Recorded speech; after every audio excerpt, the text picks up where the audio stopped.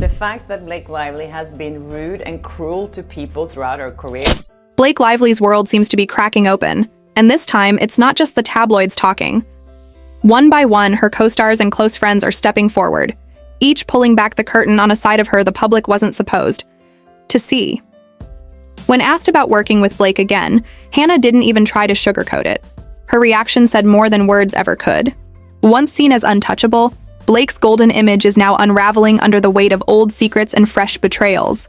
Hannah, what does it mean to be working with Blake again? Talking about you all day. Oh my God. Blake Lively's flawless, perfect princess persona is finally crumbling. And let's be real, it's long overdue. For years, she's dazzled the world as Hollywood's golden girl, playing the part of the down-to-earth mom, flashing that picture-perfect smile while selling us the illusion of a charmed life. Slamming Blake Lively and Ryan Reynolds. He basically said that they effed up. Well, here's the cold, hard truth. By 2025, Blake's America's Sweetheart act has completely fallen apart. It's no longer just a facade. It's dead, buried, and crushed under the weight of her own hypocrisy. If her press release sounded dramatic, just imagine how over the top she must have been in her personal life, pretending to be the supportive friend even when she knew the truth was nowhere near what she was selling. Watching her downfall unfold? Honestly, it's like witnessing the universe finally hit reset, deciding it was time to humble Blake. Lawsuits are flying in all directions, like confetti at a party no one was invited to, and it's not just Blake who's sinking. She's taking Ryan Reynolds and Leslie Sloan down with her, like a captain of a sinking ship, refusing to go down alone. The whole spectacle is beyond ridiculous, and yet it feels eerily fitting. It's as if the universe is forcing her to face the consequences of her carefully constructed image. If there were a reality show titled Hollywood's Biggest Legal Clown Show, Blake would be the star of the season, with Ryan awkwardly clapping in the background, just trying to blend in. Then comes April 2025, when things officially hit peak. And so the more time we got to spend with Blake Lively, the less we liked her. While Justin and Wayfar were juggling over 500 discovery demands, yes, 500, Blake's team was acting like they were too important to even acknowledge them. It's almost comical, especially when you remember that judges in federal court aren't exactly impressed by Hollywood tantrums. Meanwhile, March 2026 looms as the official trial deadline, and here's the spoiler. Judges don't hand out Oscars for Best Courtroom Diva. That dramatic in a release statement, she probably was even more dramatic in like just being the friend that supports your friend even when you know you're lying. But of course, Blake being Blake, things only get worse. Welcome to round 2 of Blake's courtroom circus, where her team's heroic refusal to cooperate is the main act. Honestly, you've got to give credit where it's due. If there's one thing Blake's team truly excels at, it's being consistently petty. It's almost impressive. After already throwing a tantrum over simple deadline extensions, Blake and her ever-loyal sidekick Leslie Sloan decided to dial up the drama to a whole new level. They served up a mind-boggling 1,600-plus discovery requests, along with a staggering 79 interrogatories. 1,600? That's not legal work. It's harassment dressed up in Prada. Talk about taking the chaos to the next level. It's just ridiculous, and it just feels so incredibly hypocritical. And of course, it gets even better. After burying Justin's team under more paperwork than Blake has photoshopped Instagram posts, her team turned around and acted shocked. Yes, shocked. When Justin's side politely asked for a simple, and yet Blake's team, with all the grace of a reality TV star, clutched their pearls and flat out refused. No explanation, no reason, just pure ego and pettiness on full display for the world to see. It's like watching a masterclass in immaturity. It's weird. It's just weird. I don't get it. We'll see why, but they seem to want to make it as difficult as possible, which I guess is part of a plan. And if you want to be and all the drown them in paperwork is what they're trying to do. And maybe I could see that maybe of just like Justin's side has so much more going for them. And just when you thought it couldn't get worse, Blake's team pulled the same stunt when Justin's lawyer's house burned down. Can you imagine? Being so obsessed with winning that you can't even muster up basic human compassion after a literal house fire. It's a new level of cold-hearted, and it's honestly shocking to watch. to just keep constantly drowning them and costing more money and just stressing them probably is part of the plan in a way to like just turn the screw that way. Whereas Brian keeps threatening them with all the, depositions of celebrities and friends that are gonna come out and expose you. Blake's team really went full throttle with the tough luck peasant attitude, like deadlines don't apply to anyone but them. Meanwhile, the judge is sitting there side-eyeing Blake's team like, are you serious right now? Refusing basic courtesies doesn't make them look powerful.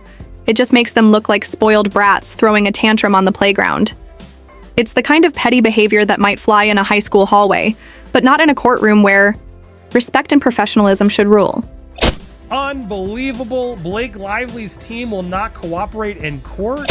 But don't worry, Blake wasn't finished embarrassing herself just yet. Oh no, she had a master plan. Welcome to the Blake Lively School of Dirty Legal Games, where smoke and mirrors take center stage, and paperwork is her weapon of choice. Legal experts are already chuckling at how painfully obvious it is. Blake's team isn't trying to win with facts or evidence. Instead, they're relying on distractions and manipulation, playing a game no one's fooled by.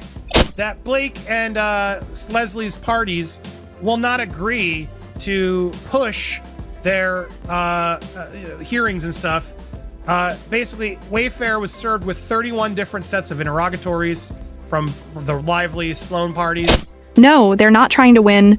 They're trying to drown Justin Baldoni in a sea of legal fees, bombarding him with mountains of pointless paperwork until he gives up just to make it stop. Real mature, right? Especially coming from a woman who once lectured everyone about feminism and empowerment. It's a stark contrast to the image she's tried to build. They refused. They refused consent, and they would not provide any real reason for their reasoning. They objected without reason, and objected because April 18th deadline is not dependent on the timing of the court's order to motion dismiss. Just when you think Blake couldn't possibly get any more ridiculous, she somehow manages to outdo herself. Her team filed an 800-page motion just to dismiss claims against Jed Wallace. 800 pages. That's not just excessive, it's borderline absurd. You could literally take down a small tree with that much paper.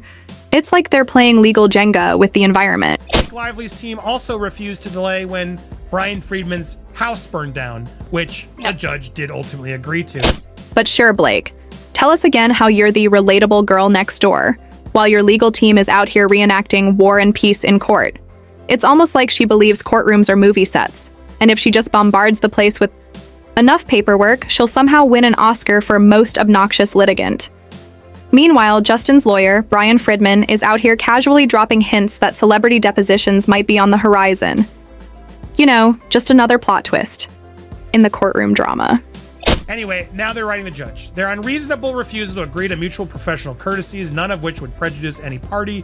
Wayfair respectfully requested the court extend the deadline of parties responding to the interrogatories to served upon them to May 14th, and extend the deadline for parties to move to amend their pleadings. Can you imagine Blake and Ryan getting hauled into a courtroom, having to testify under oath with no PR team feeding them answers? Ryan better start practicing his sad puppy face because it's about to get real ugly. And the real kicker? The hypocrisy is off the charts. Blake and Leslie Sloan are out here whining about how overwhelmed they are with discovery requests, all while they're the ones who set the avalanche in motion. It's like setting your neighbor's house on fire, then complaining about the smoke drifting into your own backyard. It's almost impressive how they're managing to play the victims while being the ones causing all the chaos. You can't make this stuff up. It's like a masterclass in creating drama and then pretending to be shocked by the fallout. Reasoning here, it's like bonkers to me that every time they get a chance to try to be fair or neutral, they refuse. At this point, the judges, who, let's be honest, have witnessed every kind of Hollywood drama, are probably rolling their eyes so hard they're getting a sneak peek of their own brains. Judges aren't fans of those who weaponize the legal system, and Blake's tantrum-filled strategy could easily blow up in her face. One more diva move from her team, and the judge might just start handing out sanctions like they're party favors. It's almost like they're daring the court to respond.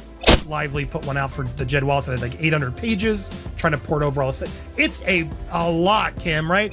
Blake Lively's attempt to bulldoze her way through court is crashing harder than her last try at staying relevant. Watching her unravel is like binge-watching the most addictive show on Netflix, unpredictable, chaotic, and oddly satisfying. The best part? She's doing it all on her own.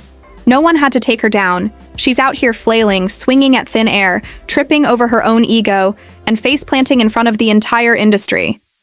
It's like watching a slow-motion disaster that you just can't look away from. Just turn the screw that way, whereas Brian keeps threatening them with all the, depositions of celebrities and friends that are gonna come out and expose you. One way to really drain your opponent is to just file. And don't get too comfortable. This circus is far from over. Blake's legal strategy is such a mess, not even Ryan's sharp Deadpool sarcasm could save her. From ignoring court deadlines to pulling heartless stunts after actual disasters, and then throwing 800-page temper tantrums, Blake Lively has officially gone from Hollywood's queen to the reigning monarch of courtroom clowns. Grab your popcorn, because this meltdown is just getting started, and it's about to be a wild ride. Of course, it's not good for Blake or Ryan. Just when you thought Blake Lively couldn't sink her career any lower, she went and pulled the New York Times into her PR disaster. I mean, why not, right? If you're heading down, you might as well take a whole newspaper with you. It's almost impressive how she's turning this into an all-out media meltdown. I think it's a good look. It's ridiculous, especially when, in the case of Leslie, she has complained about how much discovery has been thrown at her, and it is like a fraction of what the Wayfarer parties have had to deal with. New York Times, you really dropped the ball on this one. Harvey's not entirely off the mark, because honestly, you look like absolute amateurs. How did you miss this? You didn't do your homework, and now you've completely thrown Justin under the bus. At this point, it's not even up for debate. It's just a fact. As far as Leslie Sloan and Blake Lively can say why, why they're not agreeing. So I guess we will find out one way or the other. That should be in by Friday. So it seems like the metadata, the unfeeling tech-heavy data behind the scenes, is quietly whispering that the New York Times might have been playing a little too friendly with Blake Lively behind the curtain. That's right, Blake allegedly found her new best friends not at some glitzy celebrity brunch, but deep inside the halls of the NYT. Journalism? Nah, at this point, it looks more like fan fiction. Now, before anyone jumps to defend this as just another routine celebrity press affair, let's rewind a bit and break it down with some history. The New York Times versus Sullivan case. Remember that one? It pretty much solidified the NYT's legal invincibility, making it nearly impossible to sue them for defamation if you're a public figure. Seriously, you could find the New York Times calling you an alien from Mars and still struggle to win in court. Even Donald Trump tried and failed. Sarah Palin gave it a go too, and we all remember how that turned out.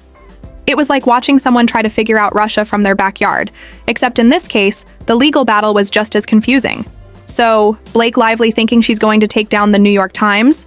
That's cute. Someone please send her a Know Your Limits handbook because she's about to learn the hard way. Blake manipulated her audience and spread falsehoods, and Judge Lyman, who's probably ready to retire just from babysitting this circus, warned her side back in February 2025. His message was clear. Hey geniuses, the New York Times has litigation privilege. Translation: stop embarrassing yourselves. But did Blake listen? Of course not. Why listen to a federal judge when you can continue dismantling your own reputation for the world to see? And just when you thought this couldn't get any more? Ridiculous, guess who decided to crawl out of the shadows to weigh in? None other than Harvey Weinstein. Yes, you read that right. Harvey Weinstein. Watching him pop up to defend Blake Lively was the PR equivalent of setting yourself on fire. To stay warm, Lively manipulated her audiences and lied to her audiences. Meanwhile, Blake's probably sitting there thinking, yes, Harvey's support will totally fix everything. Like, sis, when Harvey Weinstein starts publicly defending you, that's not a win. It's a neon flashing sign screaming, you've messed up. It's the ultimate chef's kiss of irony. The woman who once preached women's empowerment is now getting fist bumps from Hollywood's biggest disgrace. Talk about a stunning career move. It's like trying to clean up a mess with more mess. The optics? Yeah, they're just perfect. Also, why is Harvey talking about Justin? Yeah. The New York Times, for their part, responded with the kind of calm, deadpan confidence only a 50-time Pulitzer-winning institution can muster. Their response? None of the facts in our coverage are in dispute. Translation: Blake, sit down, take several seats, and maybe grab a snack, because you're not winning this. Honestly, watching the Times casually body Blake's entire argument with a single sentence was more entertaining than half the movies she's starred in. Sort of a brutal torture trap they're trying to do. I don't know. It's the only thing I can sort of make sense of it. Meanwhile, make sense of this. Harvey W. Feels for Baldoni. Oh my God, this is disgusting. The Blake Lively reputation destruction tour just took a sharp, dramatic turn with Isabella Ferrer's jaw-dropping exit. The kicker? Blake and Isabella never even filmed a scene together, yet Blake allegedly tried pressuring her into backing. False claims. Isabella, being the absolute queen she is, swiftly erased Blake from her life like a toxic spill. No second chances. And the public took notice. Isabella is skyrocketing, while Blake's name is starting to smell like radioactive PR poison. The Daily Mail reported that Isabella felt manipulated and betrayed. No surprises there. Blake's knack for turning allies into enemies at lightning speed should honestly be considered an Olympic sport. And if you think Isabella's shade was just a one-off, oh honey, think again. Blake's manipulation game is clearly a full-time job behind the scenes. In fact, Taylor Swift's team basically dropped hints that Blake treats friends like disposable tissues, using them until they're no longer useful. It's a masterclass in burning bridges, one after another. The fact that Blake Lively has been rude and cruel to people throughout her career, it's a fact. They didn't even deny that these things have happened. Now Blake's co-stars are starting to catch on to the same unsettling vibe. Imagine being so fake that even Taylor Swift's squad, the very definition of squad goals, is giving you side-eye. Yep, you heard that right. Taylor Swift herself is getting dragged into this mess. Word on the street is that she's about to be subpoenaed. Talk about a plot twist. And if you think things couldn't get any more chaotic, let's talk about Blake's leaked text messages. Yet another disaster. In the making. Allegedly, she was planting seeds in people's minds, suggesting she was the victim of a smear campaign. But here's the kicker. She had zero actual evidence. It's like she believed if she said it enough times, it would magically become true. Classic Hollywood logic. Fake it till you make it, then keep faking it even when you're caught. And guess what? This time, the consequences are catching up. Blake's carefully constructed web of deceit is starting to unravel. And it's all happening in real time. Told us that Justin Baldoni claims she tried to take over his movie because she has a history of saying, okay, I'll be the star, but what I secretly want to do is direct it and edit it and produce it. Blake Lively's legal circus continues to spiral, and it's only getting worse. First, she tried pulling two mystery actresses into her web of lies, claiming they'd support her. Spoiler alert, they didn't. Turns out nobody's risking perjury for the self-proclaimed Queen of Delusion. Once depositions kicked in, all those glamorous Instagram stories couldn't save her. It's either face the cold, hard truth or go down in flames. And we all know which one's happening here. Blake's entire empire of manipulation is crumbling faster than her IMDb ranking. She cozied up to the New York Times, publicly embraced Harvey Weinstein, tried to recruit actresses who never saw a thing, and leaked desperate text messages that made her look like she was playing chess while everyone else was playing checkers. She's managed to alienate almost everyone she's ever worked with. This isn't just a bad look, it's a full-scale PR apocalypse. Meanwhile, Ryan Reynolds, poor Ryan, was spotted fleeing New York City like he was escaping a tornado. The guy looked like he'd aged 10 years in the span of one airport encounter. You can practically hear his inner monologue screaming, "This is not the brand partnership I signed up for." Imagine going from Hollywood's witty golden boy to the guy whose wife blew up their entire empire with one messy lawsuit. Honestly, Ryan deserves an award for surviving this PR nightmare without spontaneously combusting, but things aren't looking any better for him. There are going to be stronger defamation claims coming his way, and of course the desperate PR machine is kicking into overdrive. People magazine, bless their hearts, is trying to put a band-aid on the wreckage by quoting sources saying Blake has no regrets and is doing this for her daughters. I think that Taylor Swift is publicly backing away from this friendship because she's intelligent. Behind the glitzy facade, insiders are murmuring that Blake's camp is in full-blown panic mode. You don't need a gossip columnist to spot it. Just look at the flop sweat practically dripping through the screen. Fans and the media aren't buying this fairy tale anymore. Remember when Blake and Ryan were the couple goals everyone couldn't stop fawning over? The ones who flooded Instagram with cutesy, playful roasts? Yeah, now the comment sections are eerily quiet, like a funeral procession. That glossy golden couple narrative? Gone. Instead, they've been replaced with an image of clueless, entitled chaos. And honestly, it's about time. Once you peel away the layers of PR gloss, what's left? Fake humility? Curated wokeness? Swift. She is getting deposed. It is happening. I have it on very good authority that Taylor Swift... Once the golden couple adored by Hollywood, Blake and Ryan have now earned the dubious title of Hollywood's cringe royalty. And honestly, when Twitter users are roasting you between Taylor Swift album updates, you know you're in deep trouble. Each desperate headline, each uncomfortable public appearance, and every forced smile just piles more fuel onto the dumpster fire.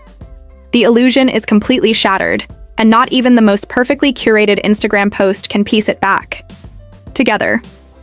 What was once flawless has become a spectacle of awkwardness, and the audience is loving every minute of it.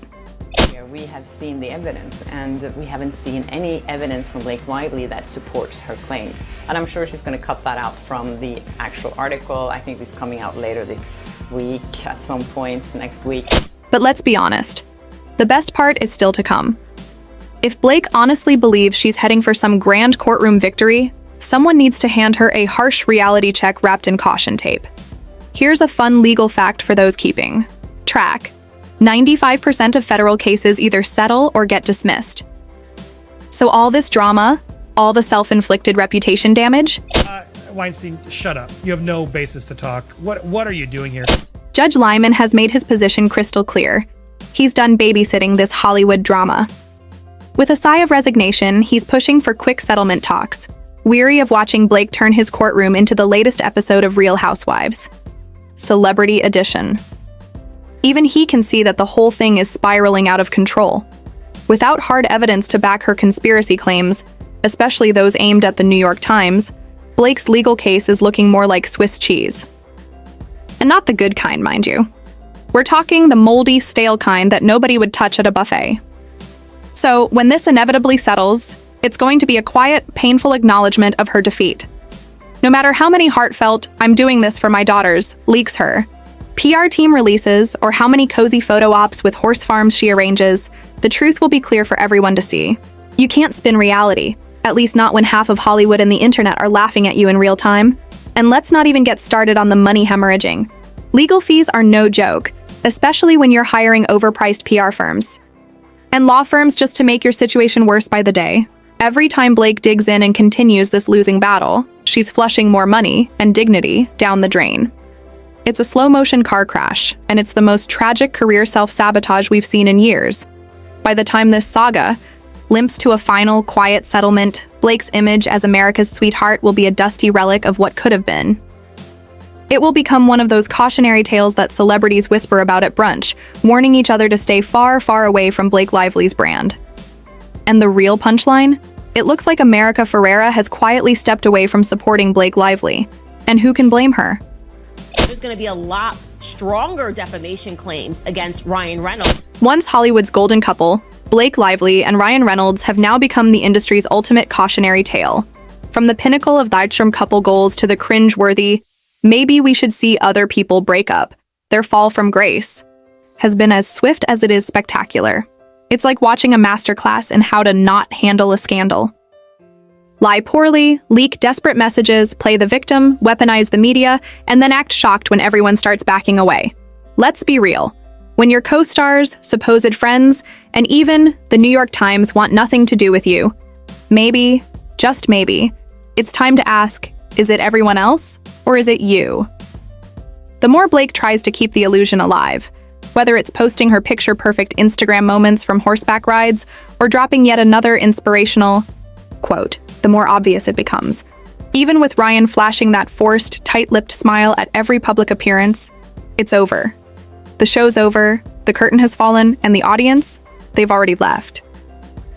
All that remains is Blake Lively, standing alone in a spotlight.